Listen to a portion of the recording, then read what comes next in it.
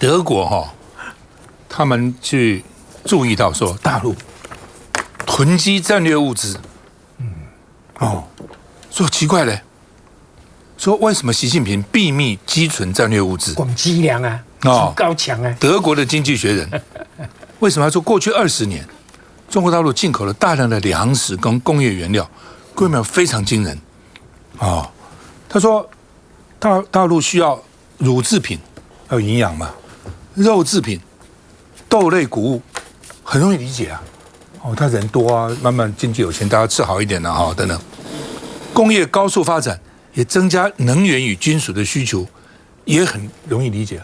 可是最近不一样了，最近它的房地产危机啊，要崩盘了，整个经济非常烂但是大宗物资进口没有减少啊，还大量的进口，而且进口超过它需要的过去20年都这样啊，去年比前年增加了16%，是怎么回事？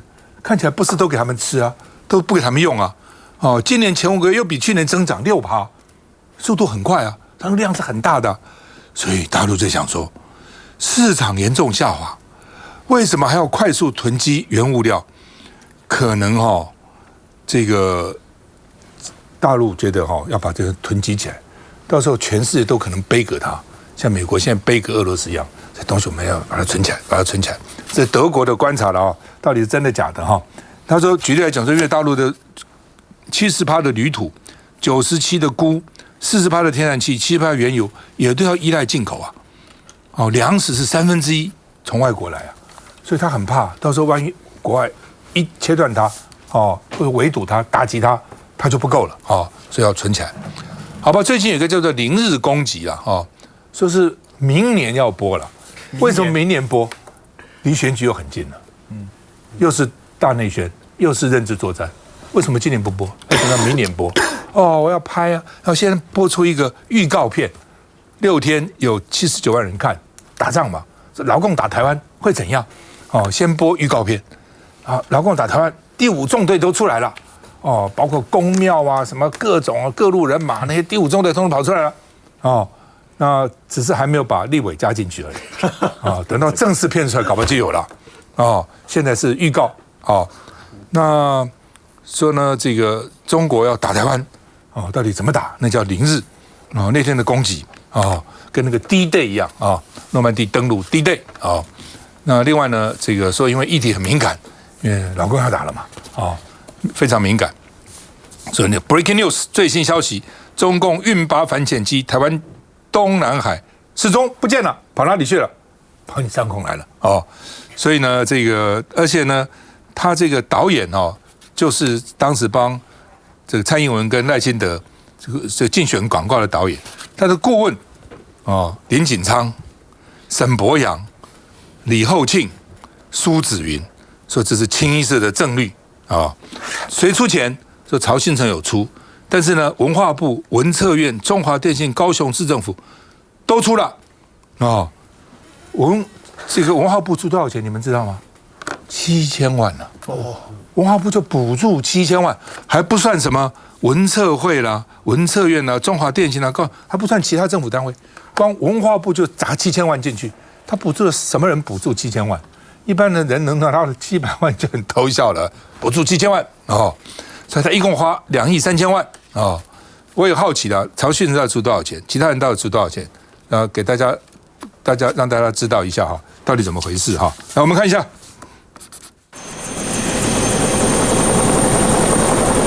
S 拐洞 C 反潜直升机停在康定级巡防舰，台剧《零日攻击》演绎台海战争一触即发，17分钟的前导片，短短4天在平台点阅破75万次，也上大陆热搜。有网友说，《零日攻击》在大陆受关注，但在社交平台直接下架介绍页面。不过没有关系，外媒也很关注，像是美国之音彭博社点出，这出剧刻画战前乱象，警醒台湾人，就连韩国主流媒体都报道。这个前导某一部分是打开了每个人心中的那个潘朵拉的盒子，就是在大家每一个台湾的心中，可能都有一部《零日攻击》。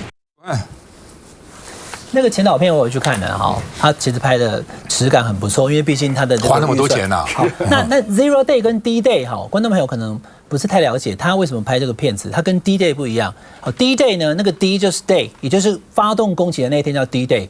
可是这部片子是在谈攻击中国大陆，如果解放军要打台湾之前的状况，是叫 Zero Day。那 D Day 呢是军事用语 ，Zero Day 呢是电脑工程师的程式用语。Zero Day 是什么意思？就是如果说我今天设计了一个程式一个软体，它里面有个 bug， 可是我连开发商、我设计者我自己都不知道。等到我发现它已经出现问题的时候，本身的那个 bug 我没有时间处理它了 ，zero 没有时间了，叫 Zero Day。所以如果你有看前导片，我有看的哈，他讲的不是中国大陆打我们之后怎么办，而是中国大陆要打我们之前会发生什么。第5纵队先来，对，他其实谈的就是台湾里面的所谓在地协力者，或者是说没有这个敌我意识的，比如说新闻媒体，它里面其实会让大家看完以后会很沉重。主播在讲说，这个运八的这个反潜机它消失了，所以中国大陆解放军就封锁海域了。一讲完那个新闻以后，他就跟导播讲了，我们还播啊，快打了，我们还坐在这边吗？导播就跟他讲说，那我们能去哪里呢？没地方去了。然后宫庙里面的一些什么义勇或者是黑道，他就用钱去买，然后还有一些就是在这边散播是网红啊什么，其实他就是讲就是两岸一旦开战的时候，没有站在台湾立场的会有哪一些人。那他有10部就有10集的影片，可他并不是一个导演，是10个导演。好，那所以到时候他会讲就是台湾的这种开战之前。回到第一代，就是说，你现在台湾内部有什么问题，台湾人不知道，所以他要拍这个片子啊，这是其一啦。那当然，我是觉得各方对政治解读褒贬不一。我补充一下，刚刚大佬在讲那个齐凯歌的那个民众党的3%，我是支持的啊。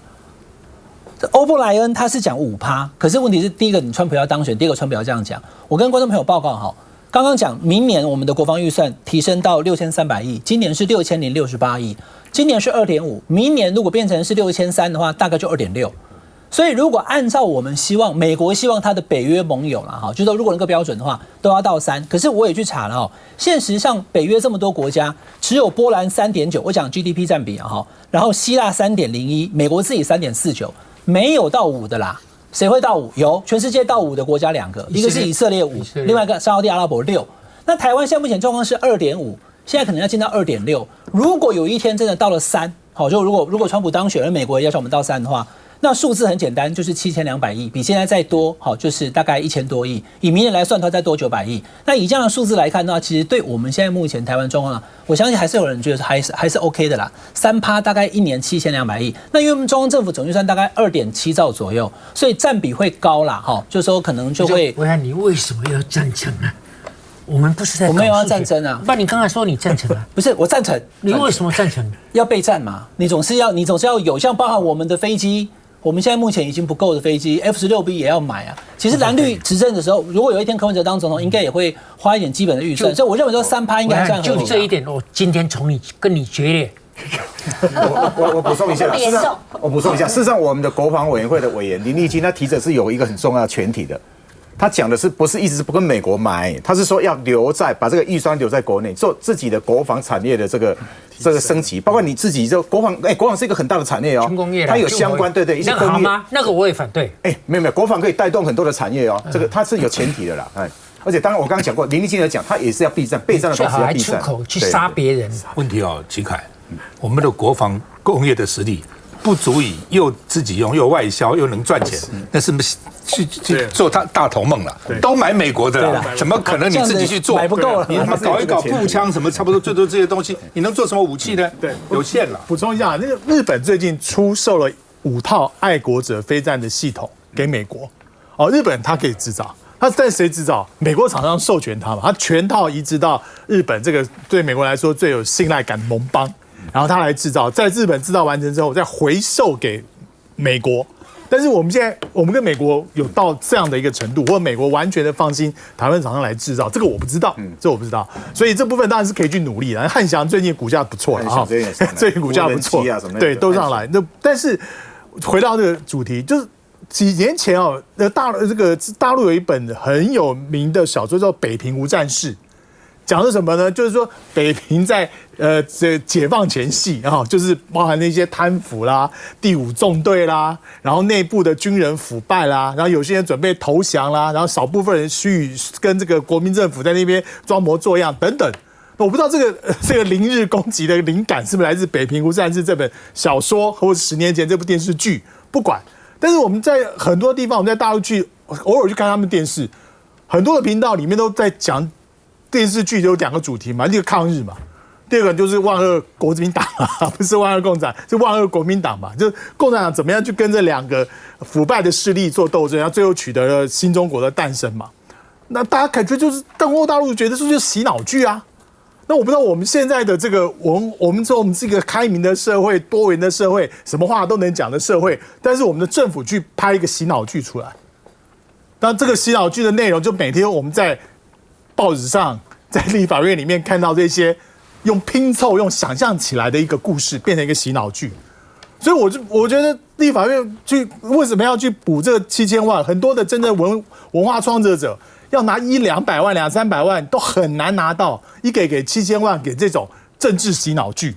所以我就觉得，我让大家看看拍出来的时候，是不是跟我们过去1年多里面讲的很多很夸张的情节变成一个剧情？他就因为是政治洗脑剧，他才肯出7000万嘛，好吧？王一川号称土木博士，他说淹水淹了1400毫米，就是14公尺。你共享1公尺是100厘米，1000毫米，这都我们在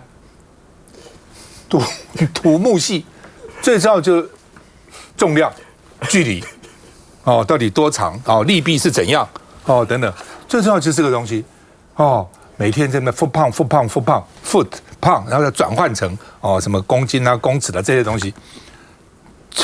怎么会变成14公尺，3层楼高，4层楼，4层半，将近5楼了，15公尺是5楼了。想起来也知道是不可能啊，怎么可能这种事情呢？那林涛都在讽刺说，台湾的教育不能等怎么教育这么烂呢？到底怎么回事呢？还是说台大土木系呢？还不是那种阿狗阿猫，台大土木系呢？老沈我觉得土木系才特别奇怪，因为土木系就是非常在这个度量衡、尺度这方面很重视的，非常精准的。它大概多算了10倍了，这个是厘米、毫米 （millimeter） 还是这个milliliter 这个英文转换成中文的时候，他搞错了。我觉得所以人讲叫伊名叫做颍川啊嘛，这有够讲的呀。你要解释一下，你这是给你教练不好，台大土木系给教练不好。台大土木系还有他的学弟嘞，就曾云鹏也是台大土木系的，他大概曾云鹏不会这么笨所以呢，我觉得你要赶快承认错误说我脑筋一时糊涂，这个就有传变成笑话。但是我告诉你台湾现在就是，你看高雄水灾那么严重，这个陈其迈市长的声量。爱好度都还是很不错所以你看你在绿的地方西瓜也会当选市长你看我的朋友很多都是绿的，而且是深绿的，他们爱死了王一川一大没听沈伯洋，听王一川，今仔日规日的快乐赢得好困你知不知？就是这样是这样，台湾这可怜到这种程度这不用那种零日攻击的电影我们的脑都已经洗完了。好了，我们看看他怎么讲的。台风带来灾情在高雄茂林单日雨量破1000毫米，不过民进党的政策会执行长王一川他却说单日雨量1400毫米等于14公尺，在网络上引发热议。在节目上为南部县市抱不平，王一川与主持人一人一句强调茂林大雨超过1400毫米，等同下了超过14公尺，招来大量网友批评，那5扣0，留言要他别再下西下井，1400毫米是1.4公尺，大宋王一川重新定义厘米跟毫米，不是台大土木毕业的吗？怎么会做出这种类比？我的天哪，14公尺的概念是什么？相当于4层楼高左右，简直是史诗级的大海啸。请问一下王一川，你不是台大土木系博士吗？王一川在节目上面有口误了也计算错误，把它讲成了14公尺。不过光发言惹议，次数不胜枚举。大家不要紧张，这也不是国家机器像是2个月前的青鸟行动，王一川表示可用基地台讯号分析群众年龄，被质疑有监控疑虑，如今调查程序都还在进行。不，人有的时候是会啦，我有时候自己我也要算一算1公斤等于1000公克，1公斤的2.2磅，1英尺等于30.54公分，1英寸等于2.54公分，都要有时候还是要算，所以我们是学这个东西的。但你想说14公尺，你就知道是不可能了吧？有可能说厘米、毫米，有时候是这个也难免啊。14公尺5层楼高，那全部淹死光了，你就知道这不可能。这时候就要想说，我要现在想想看，我到底有没有算错哈？这到底在，所以平常的信口雌黄、胡言乱语习惯了，就是这样子。休息一下再回来。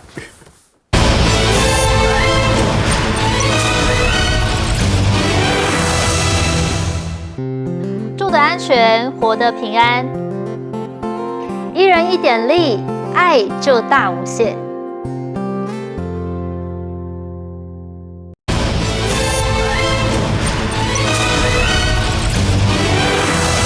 好，高虹安说是有一个吹哨者联盟，4咖不同的来路，在停车场交付情资，好像谍报片，而且呢，讲话都要这种风很大，新竹风很大的地方，所以这样话比较不容易被人家听到啊。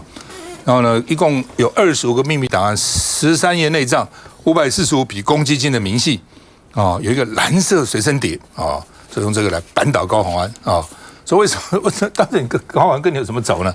他说也不是说因为高虹安呢从政以后都说她是理工女，她就是个理工女啊，你又不能说她是个文法女啊。匪逃匪学霸，层层任职红海，这可能都是事实了。理工女也是事实，任职红海人也多了，这么几万人，台积电几千几万人，只是说他拿到匪逃匪觉得不爽，他就拿到了，就像台大有人拿书卷奖要怎样呢？所以就看不下去，觉得这个太会，这个意思就是说抬高自己了到底怎么样？来，这个戚凯。高虹安这个事情，我觉得现在这段时间大家讨论最多，一个是他有没有犯意的问题了哈，就说以前他的薪水那么高，他为什么可能去为了这样子去贪污了这个11万嘛？这是很多人讨论的。第二个，违反的比例原则，就是这么低的一个11万没有犯意，然后要判这么重的7年4个月，这是大家讨论最多的。然后我另外是从法律的观点来看这个事情，我说这个倒菜的不，因为他犯了这个案子。是立法委员的这个助理费用嘛，对，公积金的这个事情啊，可是你在停止他的，你用地方制度法的78条，这个是个市长被停止，这两个之间有没有一个灰色的空间，有没有不合理的地方？我觉得这个条文本身应该去做一些讨论。就是市长如果贪污，把市长停止有道理，他是立委说他违规了，跑到市长停止，两个有点好像没有搭嘎了。所以你在这个倒菜的里面至少有一个灰色空间嘛，这个事情以前发生过哦。我举个例子哈，以前吴敬立，以前的台东县的县长有没有？他以前当县议员的时候有贪污这个案子，已经二审了，可是他去参选，他选上了，那选上就表示说选罢法是允许他去选的，而且人民投了票给他，他还当选了，可是他当选的当一天，他就被停止了。所以你看，当初就有这样的一个争议点，所以行政院曾经提案要求就要修这个法，就说这个倒菜哥这个物件，事实上以前行政院曾经讨论过，只是现在立法院后来没有修过，可这个争议还是出现了。就是从吴敬立这个案子到现在高虹安这个案子，问题是出现的，所以我是建议说，现在特别是不是只有民众党高虹安这个事情，之前民进党多少人，你从县议员一直到立法委员，多少人曾经为了这个助理这个费用有问题嘛？国民党也有啊。那每次判的，你看每次判的条文都不一样，有些就是缓刑啦哈，然后有些是判的很重，贪污的啦，什么诈欺，每个用的条文都不一样。那这会一直有争议嘛？不是只有高虹安都会有争议，以后就是司法的这个一致性会受到很大的一个挑战嘛。所以我是呼吁，就是你第一个，你从法的角度去看这个案子有没有这个倒菜哥。另外，司法院啊，赶快开个会啊！以前特别会的时候，那时候大家记得吗？马英九那个特别会的时候，那时候引起很大争议嘛。就你发现很多人都有特别会的问题，后来他就做了一个统一的一个见解嘛，统一去处理啊。所以我郑重的呼吁，看高虹安这个案子，应该去看看那个内他的这个条文引用有没有问题的同时，赶快司法院把这个所有从县市议员一直到立法委员发生过案子，全部把它清一次，然后定一个统一的标准，这才是解决问题真正有需要的。制度上怎么样来防范呢？对，现在变得好像这个一大堆县市议员啊，什么这个甚至立委都牵涉到里面去嘛。对啊。那为什么搞这么久？判出来的东西都不一样。显然这个法律是有，就是说他的这个助理费助理费的发给、支用、加班费中间是有问题的，才会造成这样哈。好不好？这个王玉文这是他高虹安的前助理，我觉得他蛮有格调的。他自始至终就咬说这我没有违法哦，就没有违法也是给他缓刑啊，也并没有因此说恶性重大死不认错啊，没有。为什么呢？说要耽误466块，判刑2年哦，缓刑哦。那他是说司法是不是公平正义？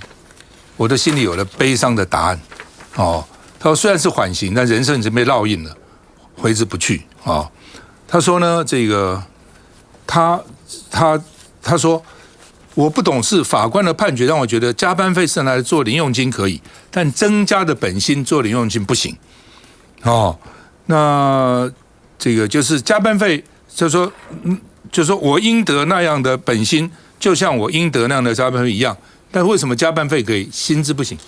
哎，他就说，我看那个法官意思就是说你的薪水有福报，虽然你拿来做公积金，你福报就不行，我管你用途。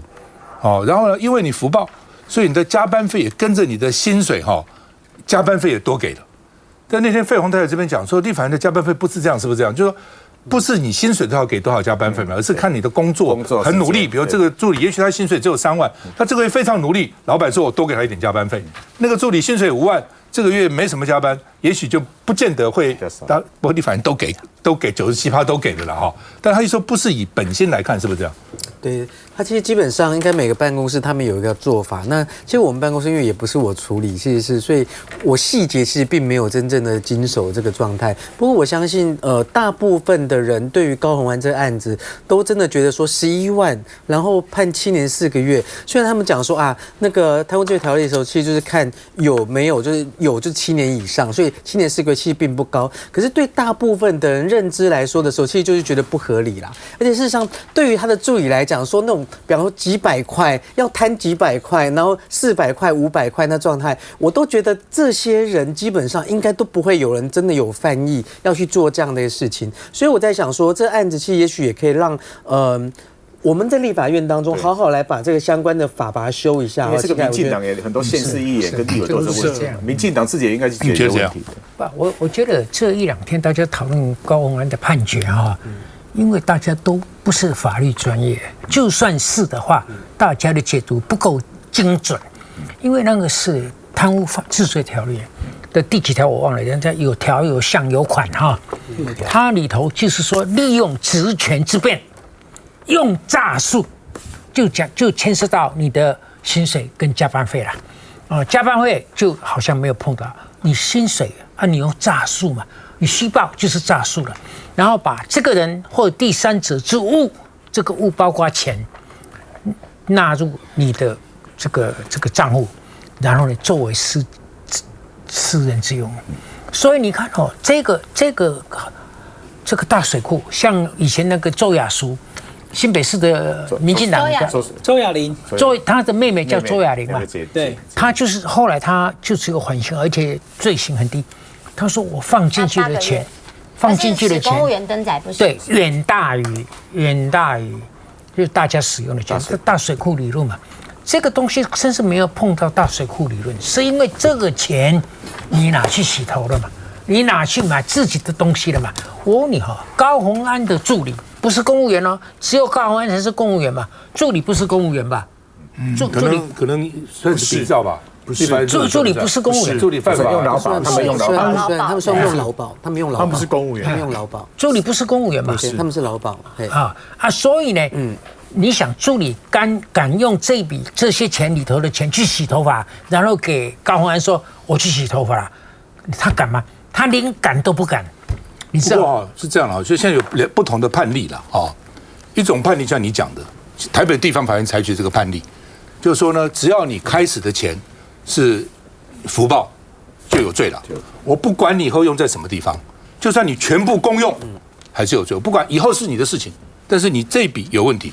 但是也有判例，叶清源找出判例来，就是说法官说，好吧，虽然有这个钱，但都用在公家，没用在私人身上，所以重新发落。就有2种判例那我本来也以为像你讲的这样，但是我看王宇文的签字文他不是这样讲的。他说你有没有印象说？一出来就是高虹安的什么那个什么卫生棉都拿去施用，他说不是他说我是到立法院的福利社买了一大包卫生棉，放在办公室大家使用因为女助理很多嘛，都需要嘛，是大家在使用啊。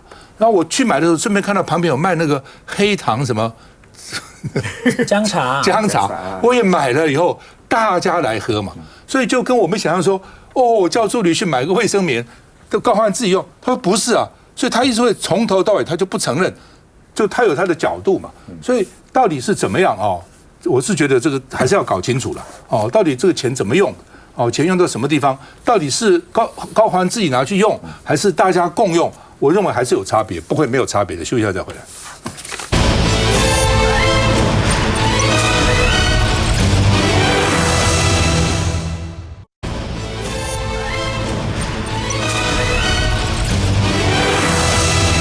好，谢国良在火车站开直播了哈。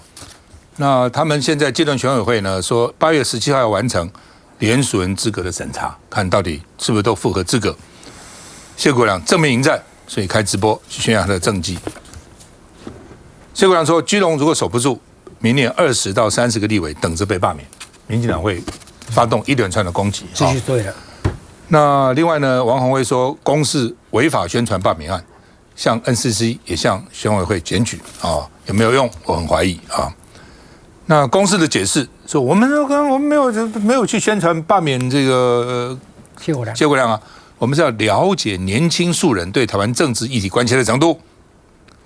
那传播学者说哈，中华大学教授这个庄伯仲说，那时机点太敏感了，对不对？你等到罢免案结束再说，你现在什么意思啊？所以呢，被认为是绿营的侧翼，公民团体火大了，说这是抹灭人民自由发声的权利，哦，公示采访社会现象有什么错？支持公示继续干啊、哦！然后呢，这个公民团体说，罢免是第3种公民的声音，超越蓝绿的哦。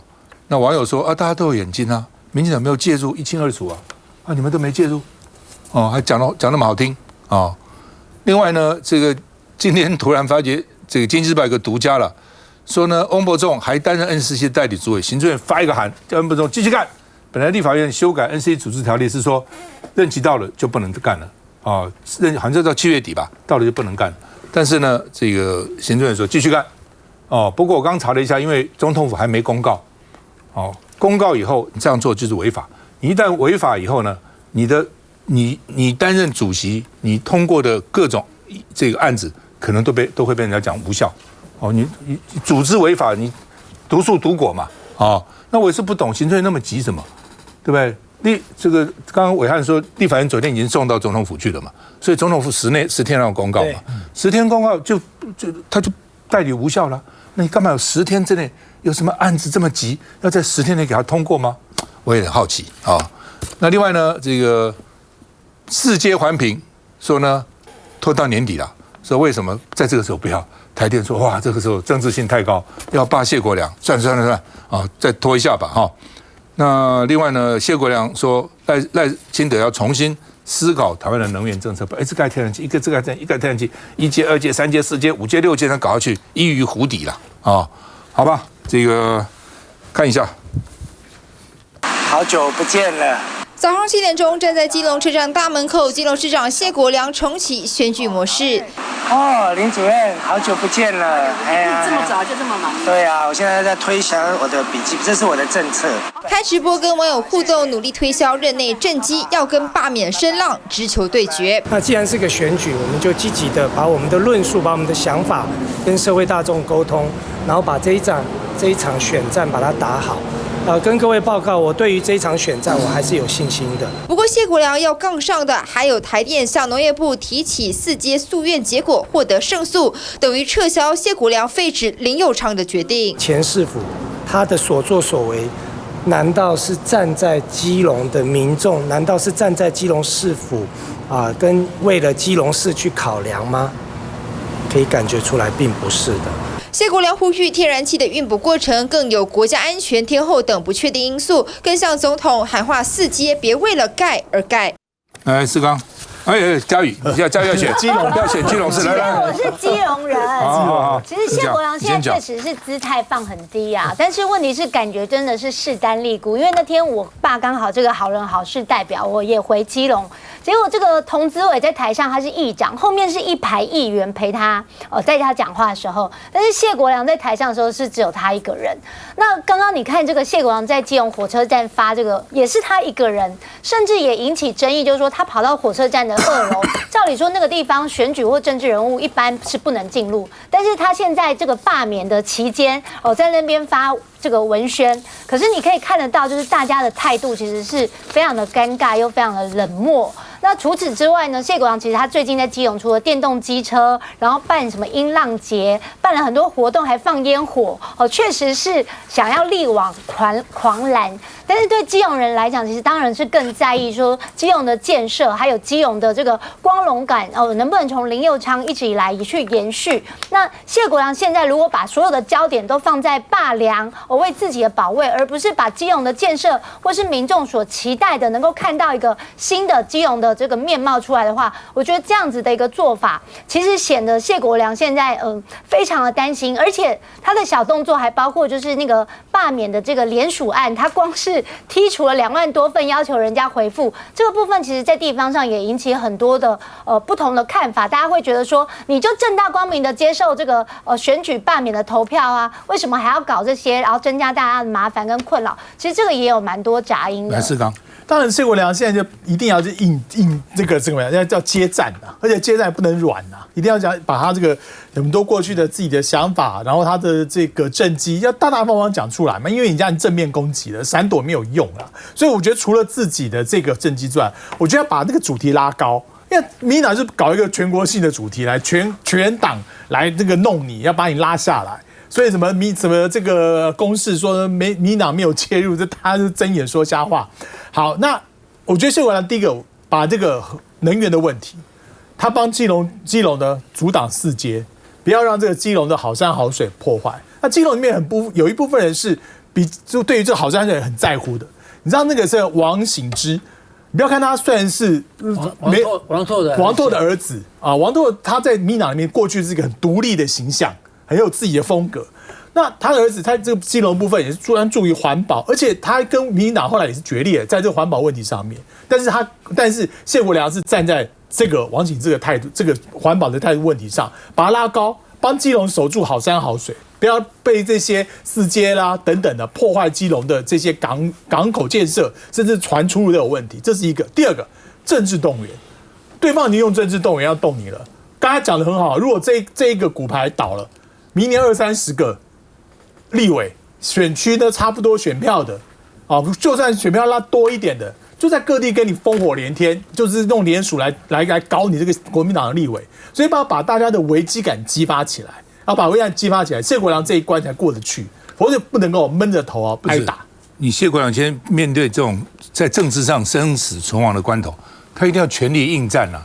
那全力应战，你就说他没有权力就在搞基隆市政，这不太公平。是啊，你就不要罢免他，他就全力去搞基隆市政了嘛。所以这些公民团体慢慢说，你每天在应付我们你干嘛？你去搞市政啊？一方面你每天在那边搞他。老沈，谢国良今天讲说，如果搞我罢免我成功的话，那下来就是今年下半年、明年上半年的这个风风雨雨的这个全面性，来这10几个、20几个的罢免，这是对的。但是这样讲强调这一点，到底对他有没有帮助？也许绿营的人说我们罢免他，更高兴了，更高兴，冲出来，动能就吹动了嘛。所以你刚刚替谢国良就跟他反对面的，就是高嘉瑜嘛。高嘉瑜，我以为他是提早在发表政见演说了。他把谢国良讲的一无是处，所以你刚才讲的话，我以为你是针对他来。不是你刚好跟他讲的相反了。因为他是说谢国良没有，他不这样讲，那些团体都这样讲，说他没无心事政了，现在很担心被人家罢免了。不是，从一开始到现在，谢国良如果能干的话，那所有的筹划、所有的表现、所有的运作，一个人来没有问题。像我以前当12年的委员我很多事情是我一个人干的，我请了那么多助理其实公开始那没什么用我以为那些助理是受你强将手下无弱兵，搞半天你也没训练他们了。他们呈上来的东西我通通丢掉，不采用，最后还是我一个人搞。但是现在事到如今，证明谢国良不是没有这个本事啊。那你没有这个本事，你就要有很强的团队。我这一点是同意高嘉瑜的，你做这些事情都是一个人，都是一个人。那市民走过，看你只有一个人，觉得你很孤单啊，觉得你很孤单，是不是真的是没有得道多助啊？对不对？如果大家觉得你做的还不错，这是民进党在乱搞啊，怎么会只有一个人呢？老沈，如果他现在都把那个市府团队每天出来搞，又被骂了，说你这个团队不好好搞市政，每天出来要不要替你们市长讲什么？国民党是有派，每个礼拜都有去，马英九也有去啊，当时我们也有去啊，都有人不断的去，有的不断的去，因为他到9月10月嘛，所以那个时间还长哦，你这个必须要持续不断了。伟安，刚刚的画面看，因为这是第2天的了哈，就是谢国良他去发他的这个文宣小本本，理由非常简单，我就跟观众朋友直接报告，因为谢国良当了市长之后，把基隆到台北的快车给恢复了，他就跟台铁争取的，我基隆市长以后可不可以直接从基隆站直接一站到南港，2站到台北车站，正机就是正机嘛，那你为什么怕宣传呢？你是基隆市市长，你应该带着你的交通局长，你要去。我就觉得说，刚刚大佬在讲，就是这个形单影只，看起来气势弱。我的说法很清楚哈，我在我们节目当中讲过第3次了哈。这个罢免是不容易过的，好，理由就是科学的数据哈。谢国良拿到96000票，罢免门槛76000票，但76000票那一次哈，就是他拿到96000票那一次的投票率是60%而已，对手是蔡适应。那60%投票率的时候，蔡适应拿多少票？他只拿到71000，所以当你已经能够到60%投票率的时候，民进党的蔡适应只开出71000，可是他的罢免门槛是76000，除非谢国良干得很烂，基隆人都讨厌他，你只要维持当时支持你的人没有出来投票，你根本就不会过。第二个，既然是你的政见，你就好好去宣导，有很多的国民党的战将去基隆挺他，那个是反罢免。我是基隆市长，他叫小爱爸爸，因为他女儿叫小爱，他打造的是友爱城市，他所争取的这个车的加班车。他弄的那个风雨无阻，因为基隆下雨天多，所以基隆的那个市民的也比较容易有忧郁。他有统计的，下雨下的多，雨都，所以他用室内的小朋友可以去玩，不用遇到风雨的，他就去看那个他的那个儿童乐园，去看这个车站的时候，带着局长来，好好的跟基隆人讲说我做了什么，然后到庙口去，不是去吃那个夜市吗？以前有段时间根本没有垃圾桶，现在也有垃圾桶了。问商家说，现在老爸饭行李有好不？顶偏做嗲饼手啊喏啊，大家讲一谈以后，他是好好做市政。自然就罢免不过啦，所以他今天反而他自己应该也有绑手绑脚。我到车站能不能发？是他才一个人去，你绑手绑脚没有用啊。郑文婷刚刚已经跑去检举了，说他不能到车站。然后台铁的那个朱伟景又讲说，那个铁路警察讲说我们会注意，下次再来我们把他赶走，何必呢？你今天当市长去，你不要犯那个康哥，谢国良到车站去，不要带那个文宣品。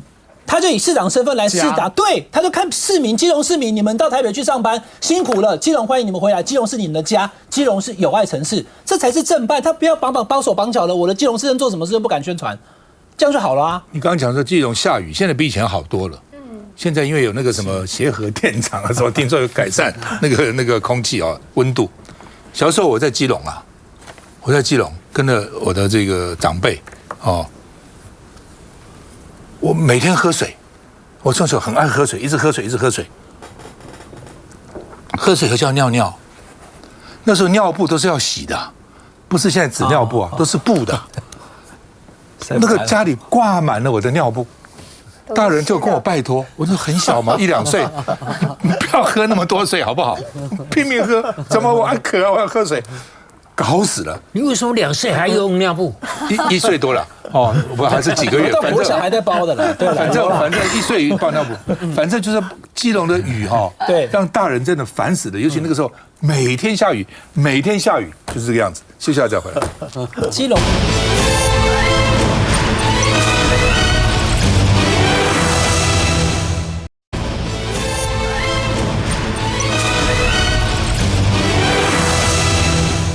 日本华商总会7月26号到28号已经结束了在东京代代木公园举办台湾季20242024台湾 Festa。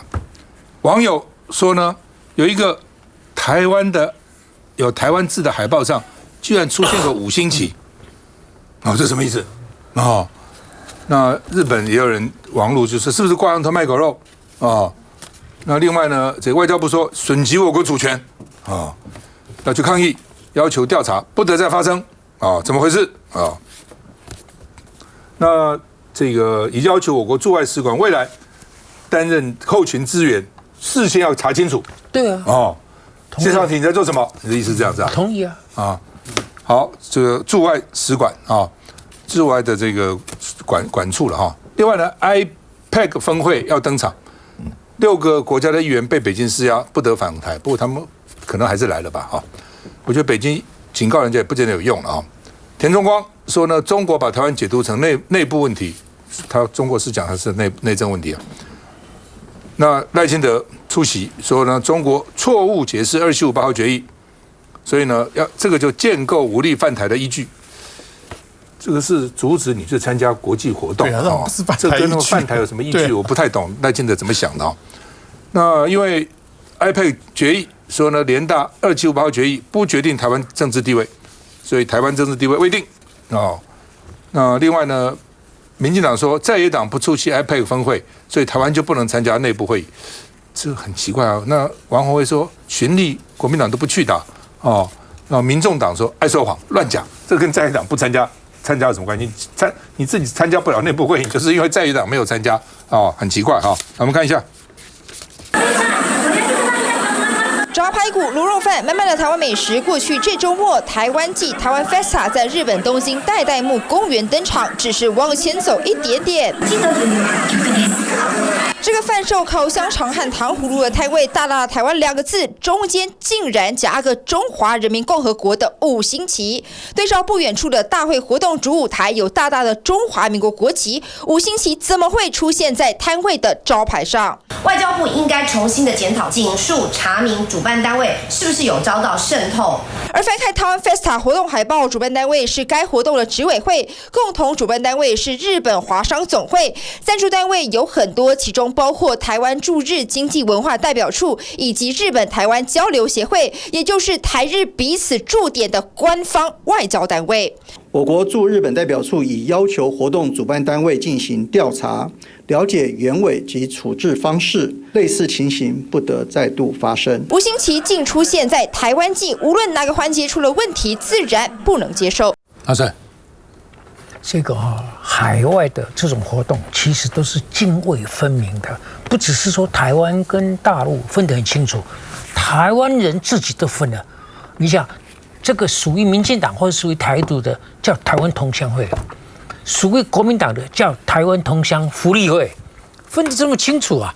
所以像这种由台湾的方面，全部都是台湾方面主办的这种台湾季 Festival， 这个显然就是台湾人的，这一面倒的台湾人的，连老共的人都不好意思来的。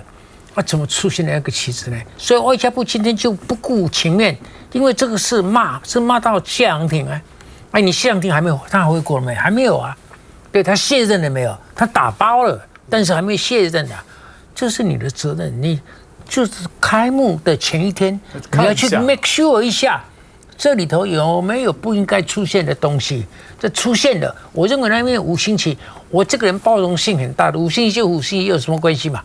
但是这个一面倒的台湾出面主办的东西，不容许5星旗出现，因为这个出现的解读就是台湾是中国的一部分人。不是，台湾5星旗里面变成中国是台湾的一部分，你要另解释不管怎样了，就是说台湾里面搞个5星旗有点不伦不类了，你到底算什么东西呢？嘉宇。确实啊，我觉得这个所有台湾人看到都会非常生气，绝对不能接受。而且我觉得我们的驻日单位当然谢长廷本人他不会亲自去现场看，但是相关的这些工作人员应该要去了解，毕竟我们有赞助有花钱，结果让这样鱼目混珠的行为影响到台湾的不管是主权国格各方面，大家都是绝对是要严厉谴责。那更何况台湾跟日本非常的友善，很多日本人可能冲着台湾季这个名字就愿意去买东西啊等等毕竟3 3.11地震到现在，很多日本人都还感谢。所以这样的行为，我觉得不只是在台湾祭鱼目混珠，他可能用很多的方式要打着台湾的名号，可是后面可能是中国啊等等，他为了赚钱或为了其他的目的，这也有可能。那第二个就是说，他在这个场合里面，然后放着5星旗，那这样子的一个做法，在政治性上其实也严重影响到台湾对外的这个认知。所以我认为，这个外交部一定要赶快查清楚，然后把这件事情向国人能够交代。我认为那个摊位放那个5星旗的摊位是故意的，你不觉得吗？我觉得那个5星旗是很醒目的，他是故意来这里，好你知啊，我5星旗底价啊，不是，跟你讲台湾是我管的呀，你怎么来？来，伟汉。这个在日本的代代木公园，年轻人很多的地方了哈，因为真的太突兀了，它就是第2摊。那这个大家也没办法追究，因为已经结束了，就这样2-3天而已，已经结束了哦。那刚刚给大家看的，其实如果台湾的民众一过去一看，绝对是不会认为这个跟台湾有关。为什么？因为我们台湾也不会卖这个叫瞎扯淡。那这个台湾，它这个 logo 设计很特别，摊位叫瞎扯淡，没有，它下面卖的东西像这个。这个我们基本上没有这样，台湾没有这样的小吃啊。他把虾子包进去里面，有点像烧麦啊，叫虾扯蛋。而且他写的那这边一般我们这就是锅贴嘛，他们讲白菜煎饺子或者叫煎饺麻辣煎饺子。那它的台湾，你看它其实它有特别设计有101，对不对？然后这里有河，这是什么？这是日月潭的意思。你这边一个日一个月，所以它是有设计过的。但是如果你把它整个拉开来看，你发现说根本就不是台湾的产品嘛。像这个是肉夹馍。那像这个时候台湾啤酒，这海尼根呐，就怎么会？就是说，他那边我因为没有在日本，我不能查证，那摊位已经撤掉了。但我知道整个摊位当中的话，它确实是可以吸引很多人到公园去。日本有这样的传统，可能在之前浅草寺啊，在哪里会有这种外食的，所以日本人会来。那台湾祭当然就是台湾的美食，那他今天进来的话，他当然也可以获利啦，因为我可以卖出去嘛。也许是在日本常年的就是中国大陆的餐厅，他去那边也摆了一个摊。那是其中一摊，绝对有政治意涵，但是背后可能阴谋没有那么多了。我们驻外单位现在向挺跟高安回来，日本的这个经济文化代表处是协办单位，主要还是这个日华的这个商会他们去办的。往年是没有这种状况，可是今年太特别了，出现了这个。我听不懂伟汉在讲什么。今天如果这个摊位卖的东西都不是台湾的小吃，那这个摊位不可以参加。不，这。你知道吗？这我是觉得就是如果说我们用驻日代表处是一个这个赞助单位啦，协办单位的话，显然就是一定有出相当的人力或者物力或钱嘛。讲白了就这样嘛，因为不然的话，人家办活动总要经费嘛，红梦引台湾，但找台湾出钱啊。那你出钱人就要去现场看一看，你布置好那一天就现场绕一圈，你这个听现场听，我可以理解，这样你不用去。这个不是大使要做的事情。那你这个相关的工作人员总要去巡一下吧，出钱的人去看一看，看到奇奇怪怪要求改善。既然如果跟伟汉讲，我相信那个商家纯粹就是来赚钱啊。那来赚钱的人，当主办单位有意见的时候，你就会改嘛，因为你为了赚钱，不是搞你的政治啊。因为我们的驻外代表处其实是个后援单位，也是一个赞助单位所以给了钱之后，然后完全没有去管，然后26号到28号的活动之后，29号这讯息才出来。我在想说，我们的驻外单位确实是失职了那花钱不应该这样子用，而且我觉得这跟我们的国格其实是有关系的。他讲的是台湾祭卖的东西主要还是大陆的食物台湾没有瞎扯淡嘛。什么肉夹馍台湾也没有，西安的吗？煎饺有了，煎饺可能有就是饺子，日本人喜欢吃煎饺，日本人就叫煎饺，把饺子煎一煎那个他没有水饺，就是两岸有些食物是一样，有些食物是不一样的。所以回过头来说，问说当时他来设摊位的时候，那个主办的他知不知道？审核啊，还有他挂了。